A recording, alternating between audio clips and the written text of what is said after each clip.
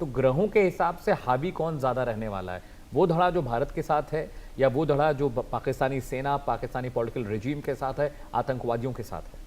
जो भारत के साथ है ना, वही धड़ा ही इस बार स्ट्रांग रहने वाला है। सबसे बड़ी बात है, हाँ डेफिनेटली मैं इस बात से टोटली एग्री करती हूँ कि सबको एक साथ संभालना जो होता है वो इतना आसान नहीं है। क्योंकि जब हम कल्चर की बात करते हैं, उनके रहन सहन की बात करते हैं, उनकी नीतियों की बात, क्योंकि जैसा आपका ब्रॉटअप होता है वो चीज़ें आपके दिल से और दिमाग से जाती नहीं है। लेकिन मैं एक चीज़ जहाँ पे ज़रूर कहना चाहूँगी कि जन आंदोलन जो अब की बार हो रहा है, वो आप ये देखिए कि राहु के ऊपर मंगल की दृष्टि, शनि की दृष्टि, ये दोनों दृष्टियां जो हैं ये कहीं ना कहीं पाकिस्तान के लिए बहुत एक डेंजर की घड़ी लेकर के आ रही है।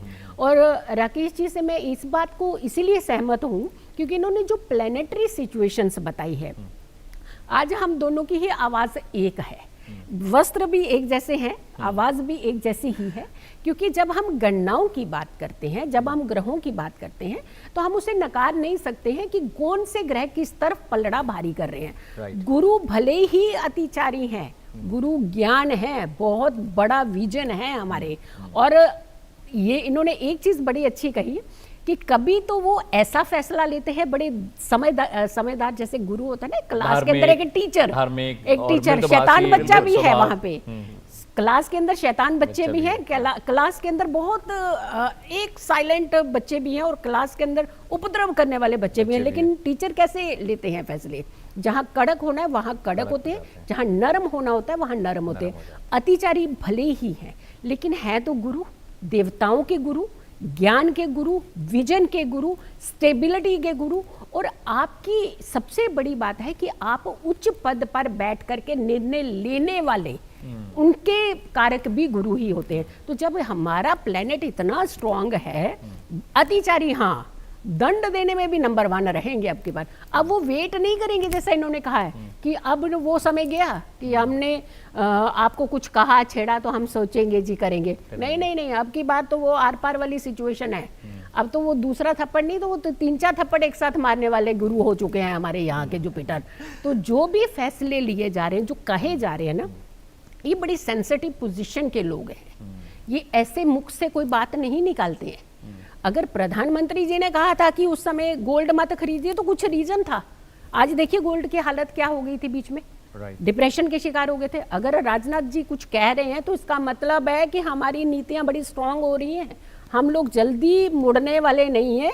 अब पाकिस्तान को संभलने की जरूरत है। पीओके हमारा है, था, रहेगा। रही बात अगर हमारे भारत के प्रधानमंत्री या हमारे भारत का डिफेंस सेक्टर इस चीज में सक्षमता रखता है कि कहीं भी अर्थक्वेक हो रहा है, बाहर की कंट्रीज में अर्थक्वेक होता है और वहां जाकर के उनको सहायता प्रोवाइड कर रहा है, तो सोचिए आप क्या हमारे पीओके के सब लोगों को वो संभाल नहीं पाएंगे?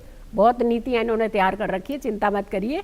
और अगर मैं कह रही हूँ वो लोग सुन भी रहे हैं इस एपिसोड को, तो आप निश्चिंत होकर के अपने जीवन को जीने का प्रयास करिए। लेकिन हाँ, जो पक्ष, जो धड़ा आपने कहा कि पाकिस्तान की तरफ का है, वो बहुत ही गलत डिसीजन लेगा क्योंकि उनकी बुद्धिमती इस समय भ्रष्ट है। हाँ, वो जन आंदोलन के साथ जन हानि के बड़े ज़्यादा योग बन रहे हैं, तो लेकिन उनको इसका हर्जाना बहुत बड़ा भुगतना पड़ेगा। उनके अंदर ही इतनी कले हो जाएगी, उनके अंदर ही इतना युवा जो है वो सामने रिटेलिएट करने के लिए आ जाएगा कि उन्हें कहीं ना कहीं झुकने के लिए तैयार कर देगा। तो ये हमें नहीं ना डरना है। हमारा देश सक्षम है, हमें प्राउड फील करना चाहिए कि हम भारतवासी हैं और ऐसे देश में हम यहाँ रहते हैं जहाँ पे हमारी सुरक्षा का सबसे पहला ध्यान दिया जाता है। तो मैं टोटली राकेश जी की इस बात को एग्री करती हूँ। राकेश जी, एक बहुत क्रूशियल बात है, सेना के शौर्य और पराक्रम की भी भूमिका बहुत अहम है पीओके की अगर हम चर्चा कर रहे हैं। और बिना सेना के, बिना नेवी, बिना आर्मी की चीज़ों के हम इस चीज़ को अगर डिस्कस करते हैं तो थोड़ा ये गलत होगा जी। सेना के शौर्य पराक्रम को लेकर राकेश चतुर्वेदी जी, आपको क्या लग रहा है पीओके में? क्योंकि वहां पर बॉर्डर में 7-8 किलोमीटर की दूरी के बीच का एक बफर जोन है जो मैंने वहां पर देखा है एलओसी पे, वहां पर आर्मी उनकी भी और हमारी भी रहती है। सेना की भूमिका कितनी इंपॉर्टेंट आप देख रहे हैं यहाँ पे पीओके के परिप्रेक्ष्य में? देखिए, जब ग्रहों की हम बात करते हैं तो वर्तमान समय में जो राहु केतु की स्थिति है, विशेष रूप से केतु जो है अभी दिसंबर तक जो है सिंह राशि में ही विराजमान रहेगा और राहु जो है शनिवत रहेगा, यानी कुंभ राशि में विरान रहेगा। और कहते हैं कि शनिवत राहु और गुरुवत मंगल ये बहुत प्रभावी होते हैं और ऐसी अवस्था में सेना का जो पराक्रम है, सेना का रोल जो है यहाँ पर बहुत ज़्यादा, जो अब तिथि की भी बात करें आपने, क्योंकि सेना का पूछा और ग्रहों की स्थितियों से अब जो है सेना का और इंटेलिजेंस का, क्योंकि केतु सूर्य के घर बैठा हुआ है यानी कि सिंह राशि में बैठा हुआ है, तो भारत को भी षड्यंत्र के लिए तैयार रहना पड़ेगा। भारत को भी अपनी आईबी, अपनी इंटेलिजेंस को और ज़्यादा जो है सक्रिय कर देना होगा, क्योंकि आने वाला समय भारत के लिए भी षड्यंत्र इत्यादि का खेल भारतवर्ष के लिए, भारत के खिलाफ किया जा सकता है। इस चीज़ को ग्रह पूर्ण रूप से इशारा करते हैं और आने वाले समय में जो है सेना और हमारी प्रभावी। और दूसरी चीज़ अमित जी, एक चीज़ बता दूं आपको कि बहुत सारे आपने सेना के जो है खास करके मौके जो हैं और युद्ध के साक्षात जो है स्थितियों को कवर किया है। आपसे ज़्यादा मुझे लगता है कि सेना को हम कुंडली से जान सकते हैं ग्रहों के अनुसार, लेकिन प्रत्यक्ष आपने ज़्यादा जाना है। मैं एक चीज़ आपको बता दूं, लोग कहते हैं कि हथियारों से जो है और टेक्नोलॉजी से युद्ध लिया जाता, नहीं, कलेजे से लड़ा जाता है, राष्ट्रभक्ति से लड़ा जाता है। ये हमने हजारों बार प्रूव किया, चाहे आप जो है पुरातन काल से हमारी युद्ध नीति को देख लीजिए, हमारे जिगर को देख लीजिए, हमारे योद्धाओं के बारे में सुन लीजिए, उनकी लोक कथाएं सुन लीजिए, या आज जो है जिसको हम सबसे बड़े विजय दिवस के रूप में मनाते हैं, करगिल विजय दिवस को, उसको भी देख लीजिए। तो वहाँ हमारा व्यक्तिगत शौर्य, व्यक्तिगत पराक्रम जीता है, हमारा विश्वास जीता है और भारतवर्ष की मातृभूमि को लेकर हमारा समर्पण।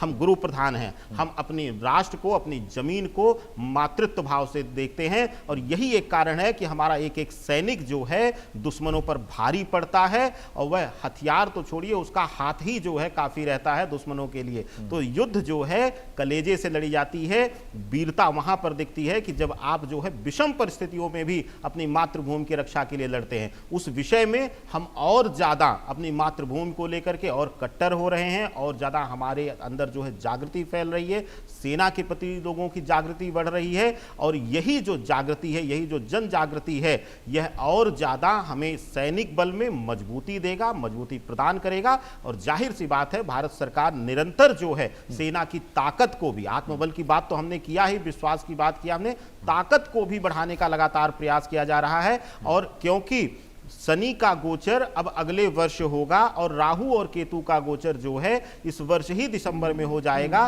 तो आप देखिएगा कि इसी जो है 15 जुलाई से लेकर 5 दिसंबर तक के बीच में सरकार के द्वारा बहुत बड़े बड़े फैसले सेना को मजबूती देने के लिए, चाहे वह हथियारों से संबंधित हो, चाहे वह एयरफोर्स से संबंधित हो, एयरफोर्स को और मजबूत करने का बहुत बड़े बड़े फैसले लिए जाएंगे और सेना को और मजबूती प्रदान की जाएगी आने वाले समय। बहुत बहुत शुक्रिया आचार्य जीतू सिंह जी, आपका भी, राकेश चतुर्वेदी जी आपका भी बहुत बहुत शुक्रिया। दर्शकों, वक्त एक ब्रेक का है, लेकिन ब्रेक के बाद